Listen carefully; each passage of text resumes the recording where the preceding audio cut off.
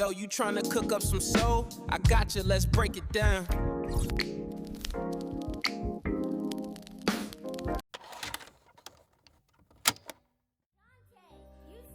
Yesterday, 𝐬𝐭𝐚𝐦 dropped a brand new album.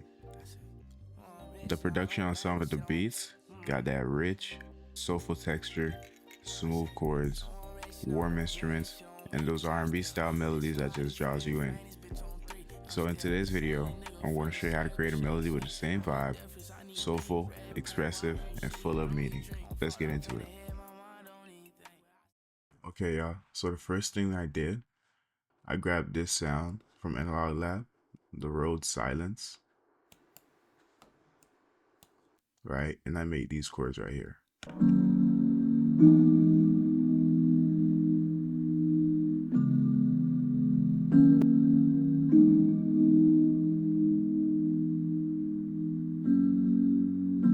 Right, just some seventh chords. I'm focusing more so on his R&B kind of style, like the groovy bass type of vibe, right? So I grabbed that Rhodes. These are the effects that are on them. They're primarily sevenths. I have a ball of vintage verb, RC20, vinyl 3%. I just turned off the noise, a delay eternal, a fruity flangus, and a fruity balance, as I told y'all from last episode when I did the Isaiah Falls video. I lowered the velocities so that it can sound more beautiful, and I boost up the gain, right? But there's a better way to do this, and it's called by adding a compressor. But I just added the gain because it just boosted up and made it a little bit harsher. It kind of ruined the piano sound, but that's what I was going for a little bit. Not piano, but the Rhodes. And then I EQ'd out the lows because I was going to add more low instruments, and I want it to clash.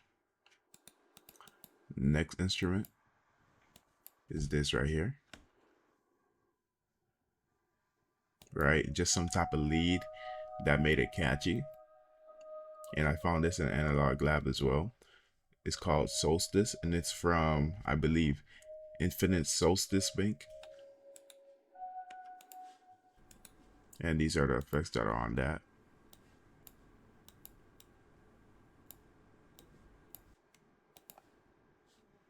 Just of a hollow room. Parametric EQ. I EQ'd out the highs. This is how it sounds without the effects. Right, like very harsh. So I EQ'd out the highs so that I can make it more subtle. And I also added a fruity flangus. I add fruity flangus on almost everything. Next is Trillion.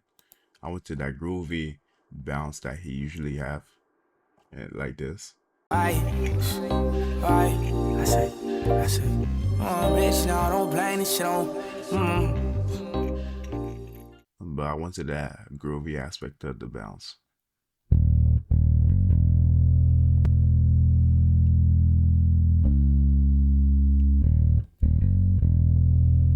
Right, so this is what the bass is. It's called Trilogy Old School, fingered. And then I have no effects on this. It's just dry and the volume's the same. Right, so next is Sky Keys. It's another lead aspect.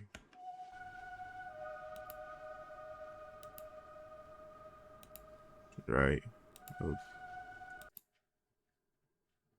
the About Time preset. And with this one, I have a Valhalla shimmer on it so that it can leave a tail, like a bright tail at the end. Right, this is without the shimmer. Right, you hear it cuts off. The release is very short. It cuts off very fast, but with the shimmer it lets it ride for a little bit. You see? Next I found this from Splice, this electric guitar.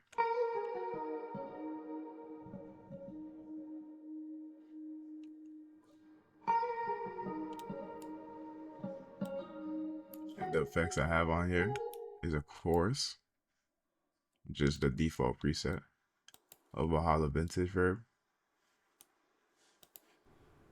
a fruity filter, a compressor,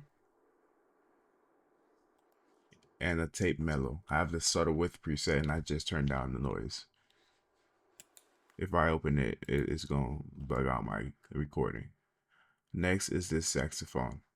I believe this is, yeah, it's a saxophone. And it's only one saxophone, but I chopped it up because I didn't like certain parts, right? It sounds like this.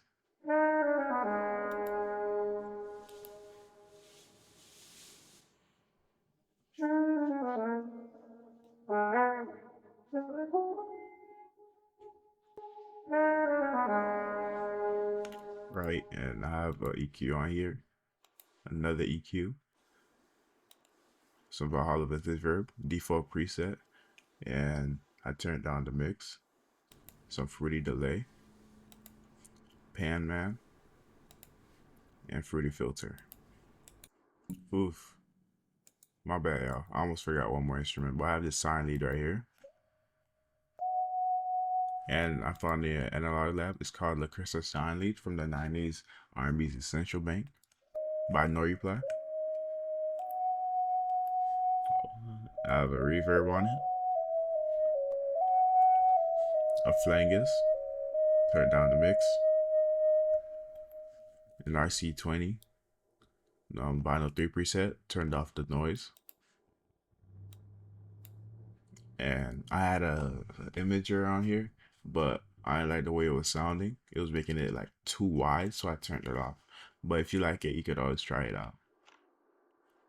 You could also use wider. It does the same thing. Next is the textures. Like I said last video, always use textures, y'all. It fills in so much of the empty spaces that you probably did not know you even had. So always use textures. It makes the melody complete and it fills out in your ears. So I have this right here, this little rattle effect, and it's stock and I panned it. As you can see, most of my stuff is, not most, but some of my stuff is panned. That's because I wanted it to feel full in your ears. Always pan your instruments. That's how you get the instruments to feel full, and that's how you get the melodies to feel like surround. Next is this as well. Shout out my boy Reggie. These are from his kits. I believe I don't have any effects on this one. Yeah, it's not even routed. This one right here. Yeah, this one not even routed as well.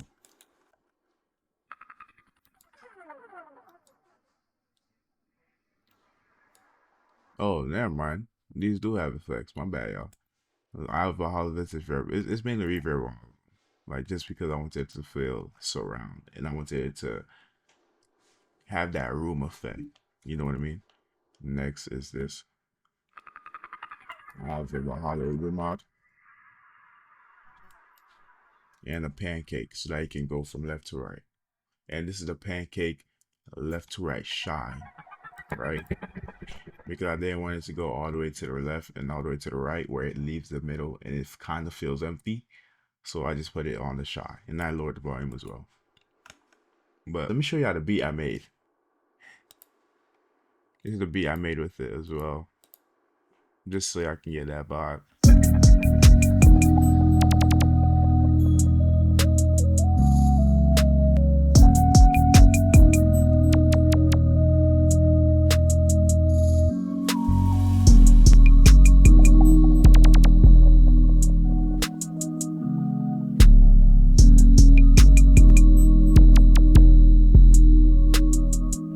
Right, so that's the vibe I was going for, and I did it.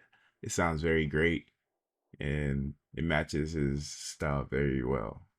So yeah, I'm gonna play the loop out, and it was a very short tutorial, but see y'all next video.